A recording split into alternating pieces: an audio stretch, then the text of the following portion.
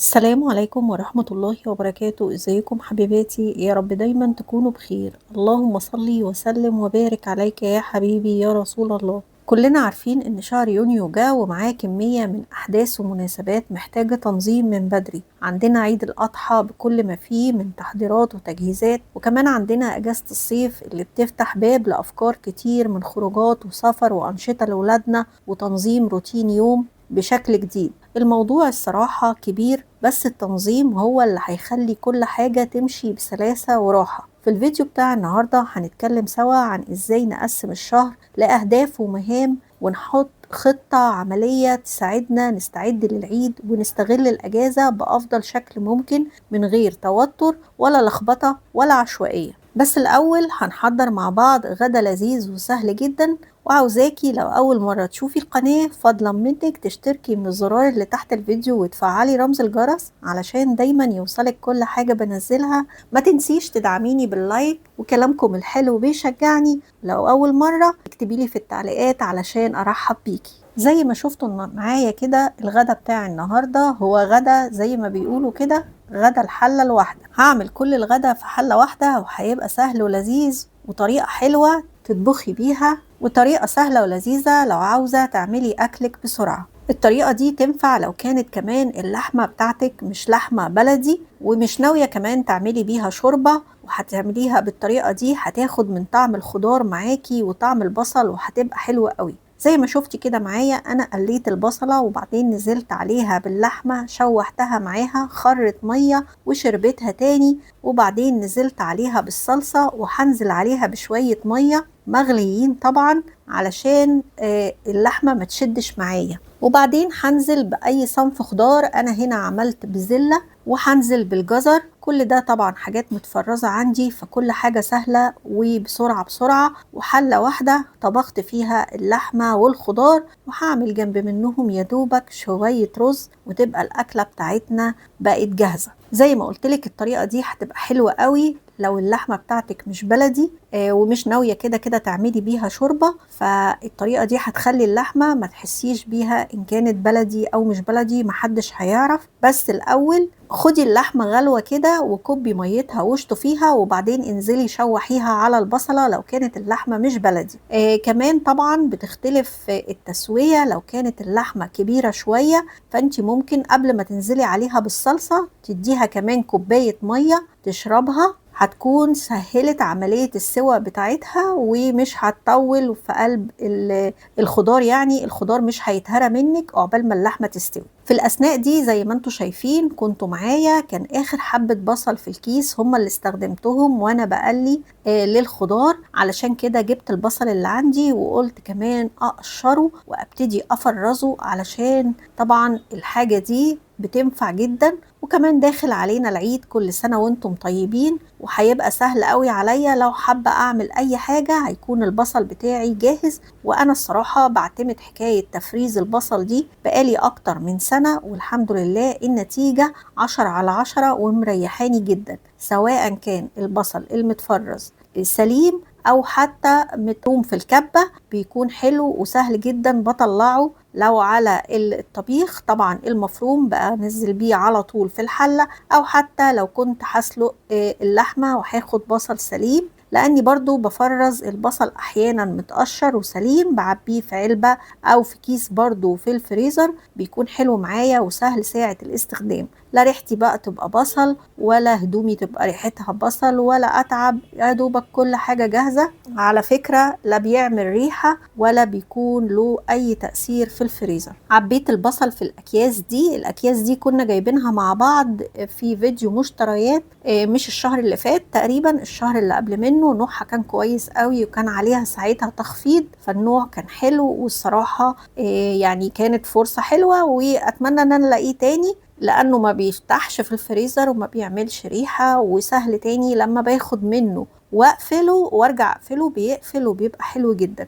بس ان انا اعيد استخدامه مرة تانية ده بصراحة يعني انا حاولت اعمل الحكاية دي بس ما نفعش. لما بغسلهم بيتبهدلوا كمان، بيبقى ما بينفعش قفلهم يبقى زي الاول تاني. فيعني هو الاستخدام بيكون على قد يا دوبك. عملت رز بشعرية، عملته معاكم اكتر من مرة، وده شكل الخضار باللحمة. اللحمة بتكون طعمها حلو قوي يا جماعة، فعلا هتنفع لو اللحمة مش بلدي ومش محتاجة تعملي لها شوربة، هيكون طعمها حلو قوي. وحتى لو اللحمة فيها يعني سمينة شوية هتكون برضو طعمها حلو قوي جوه الخضار. جربي الطريقة مش هتندمي. تعالوا بقى نشوف هنخطط لشهر يونيو ازاي.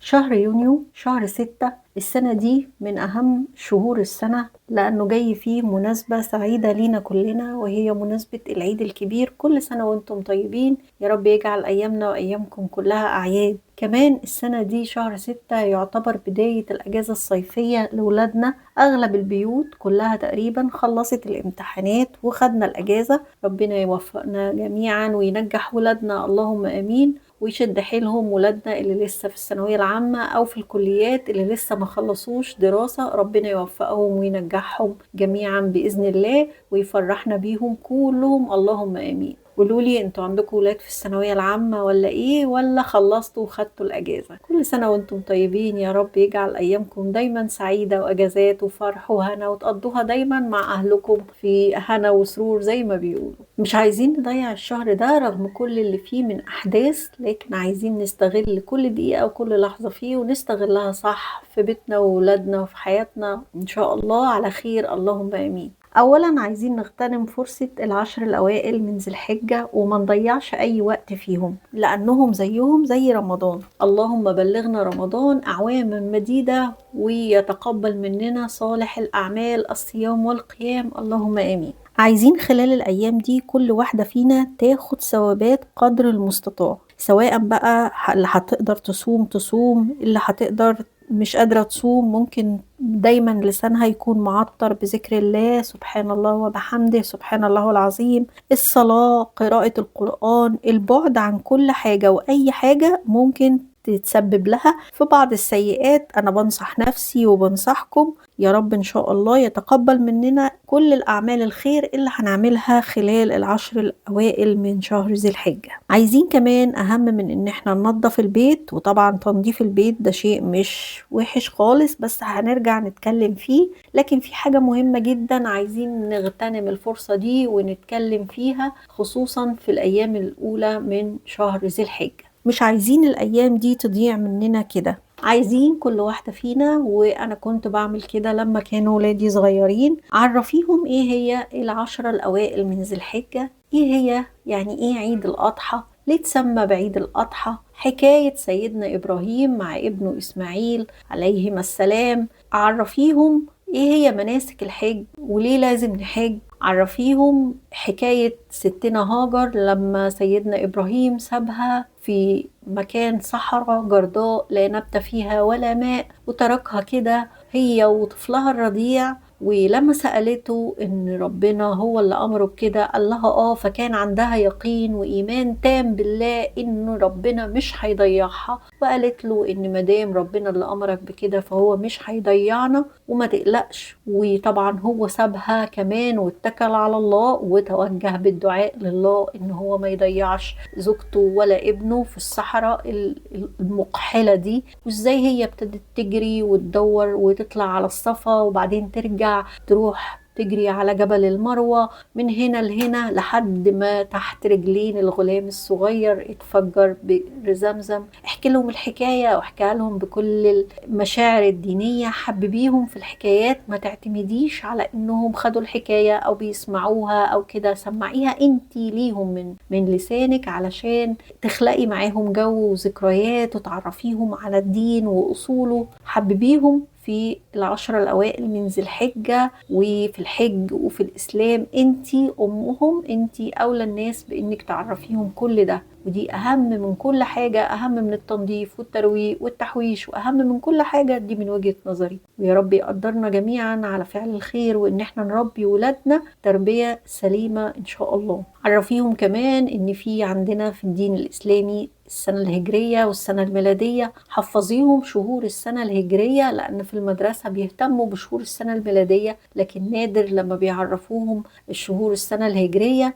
كمان عرفيهم ليه اتسمت بالسنة الهجرية ومين اللي عمل التوقيت دوت والشهر كام يوم والهلال، عرفيهم كل ده، حببيهم في الدين بتاعنا. ربنا يا رب يجعل أيامهم كلها خير وهنا وسعد ويحفظهم ويبارك فيهم جميعا، اللهم آمين. اطلبي منهم ان هم يفضلوا الحاجات اللي هم بيتمنوها، يدعوا ربنا وان شاء الله ربنا هيحققها لهم. وإن العشر الأوائل دي من شهر ذي الحجة ربنا بيستجاب فيها الدعوات، وما كانش بيستجاب فيها في الدنيا فهو بيستجابها ويحوشها علشان يستجاب بيها في الآخرة في الجنة إن شاء الله. كل دي حاجات مهمة جدا لازم تعرفها لهم في العشرة الأوائل من ذي الحجة، وتخلقي معاهم ذكريات وأحداث حلوة كتير تفضل محفورة في دماغهم ويعلموها لأولادهم كمان لما يكبروا بإذن الله.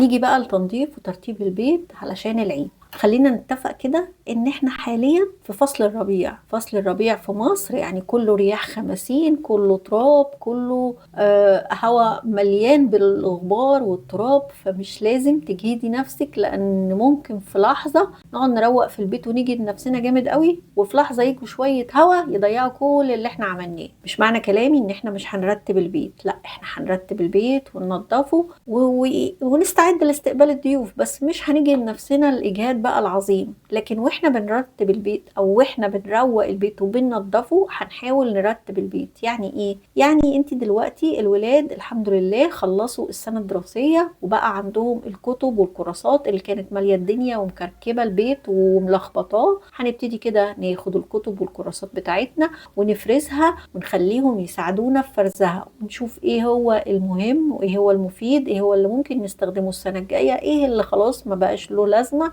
ايه اللي ملوش لازمة لينا ممكن يكون له لازمة لحد تاني. نتخلص من كل حاجة كانت مسببة لنا كركبة وبهدلة من الكتب والورقيات والأدوات بتاعة المدرسة، ونحفظها ونركنها بقى في المكان المناسب ليها، وننظف المكان ده ونحطهم فيه علشان بإذن الله نعيشنا وبقالنا عمر نبتدي نطلعهم تاني لما تبتدي الدراسة وكل ما وهلم جرة وهكذا. بس خليهم يكونوا معاكي ويساعدوكي علشان طبعا ما يكونش إجهاد عليكي، وعلشان كمان تعلميهم المشاركة. أكيد كمان طبعا كلنا ما كانش أغلبنا طبعا شلنا الحاجات الشتوي ونزلنا بقى الحاجات الصيفي، ويعني اكيد كنت سايبه شويه هدوم كده للولاد لو ربما الجو يرطب، لربما الدنيا تسقع، لربما ففاضل عندك شويه حاجات كده فاضله من الحاجات الشتوي ركنها على جنب، دي برضو شيليها بقى ولميها كده واحفظيها في المكان اللي انت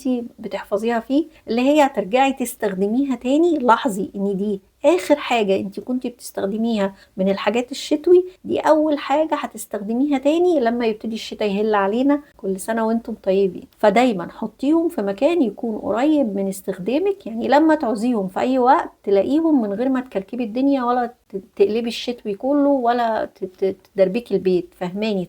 طبعا واكيد كلنا خلصنا الامتحانات ففي ومصاريف المدارس، ففي طبعا فلوس هتتوفر معاكي. فلوس دي بقى اللي هي مصاريف الدروس، مصاريف المراجعات، فلوس الباص، مصاريف الولاد، السندوتشات اللي هي الاكل الاضافي اللي كنتي بتعمليه علشان طبعا رايحين المدرسة، فكان بيبقى فيه مصاريف مخصوص لسندوتشات المدرسة وهكذا. فاكيد كل دي فلوس هتتوفر معاكي طبعا الشهر ده. واعتقد يعني ان اغلبنا كل الفلوس اللي هي هتتوفر معانا من مصاريف المدارس والحاجات دي يا اما هنشتري بيها هدوم للولاد علشان العيد كل سنة وانتم طيبين، يا اما طبعا في بعض الناس عندها بقى الهدوم فهتشتري مثلا بيها، هتزود في كمية اللحوم والبروتين علشان طبعا ايه عيد يعني وكل سنة وانتم طيبين. فمثلا الشهر ده طبعا الفلوس ممكن ما تكونش تتوفر معاكي قد كده، لكن واكيد ان شاء الله وباذن الله الفلوس دي هتتوفر معاكي الشهر اللي بعده مش هتصرفيها. فشوفي بقى انت حاولي تنظمي نفسك وتفكري ازاي هتستغليها، سواء بقى انت يعني هتستغليها بانك هتحوشيها او انك هتاخدي جزء منها تودي الولاد بيه كورسات، في لو ابنك مثلا ضعيف في حاجة معينة، في لغة، في مادة، في حاجة كده هتوديه كورس فيها عشان يتقوى في الصيف.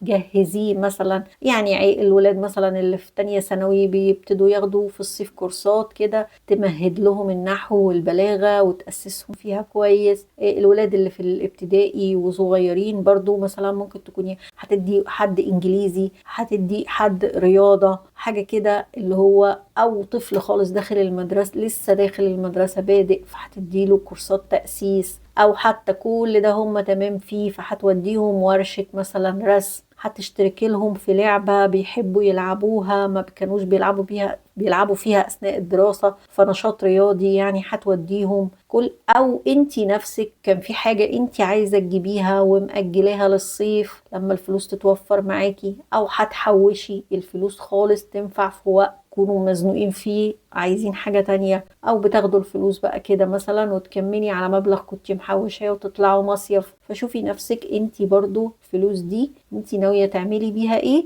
لكن ما تسيبيهاش تتصرف من ايدك كده وتروح في البيت على الاكل والشرب واي حاجة، اي حاجة في اي حاجة ملهاش لازمة ما تحسيش بيها وانها ليها فايدة، لان ده مبلغ كده كده كان الشهر بيعدي وبناكل وبنشرب وبنعمل كل حاجة، والفلوس دي كانت بتطلع من مصروف البيت. فمادام جه الصيف انت برضو اعتبري ان الفلوس دي بتتصرف، اعتبريها انت لسه مستمرة في صرفها وشيليها لانها هتنفع وهتنفعك في حاجات كتير زي ما قلتلك دلوقتي. يعني دي بعض الافكار والحاجات اللي انا اصلا بفكر اعملها خلال الشهر ده، واللي قررت من اعمل جزء كبير منها. يعني انا ولادي الحمد لله يعني كبار، كنت بحكي لهم حواديت والحاجات الدينية زي ما قلت لكم، لكن هم دلوقتي كبروا وخلاص حفظوا الحواديت دي وبقوا هم بقى يحكوها بقى ان شاء الله بعد كده لأولادهم لما ربنا يسعدهم كده بإذن الله، وكل واحد فيهم يلاقي شريك حياته ابن الحلال اللي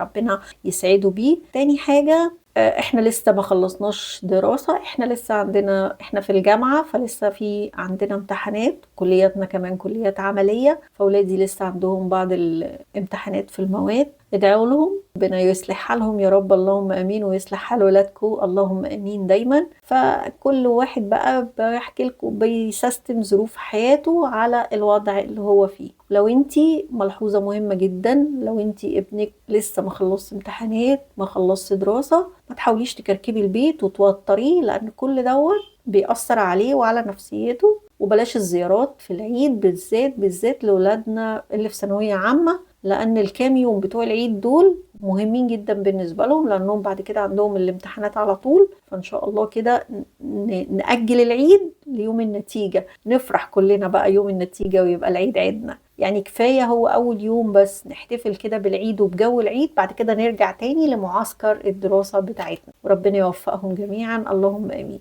لو عجبكم الفيديو اكتبوا لي في التعليقات ايه اكتر حاجة عجبتكم. تنسونيش في الايام المباركة دي من صالح دعائكم، ولكم بالمثل اللهم امين. لو ما اشتركتيش اشتركي من الزرار اللي تحت الفيديو علشان يوصلك كل حاجة بنزلها، فعلي الجرس، ما تنسوش اللايك علشان ده بيدعمني وبيرفع الفيديو. اشوفكم على خير في فيديو جديد، استودعكم الله الذي لا تضيع ودائعه، والسلام عليكم ورحمة الله وبركاته.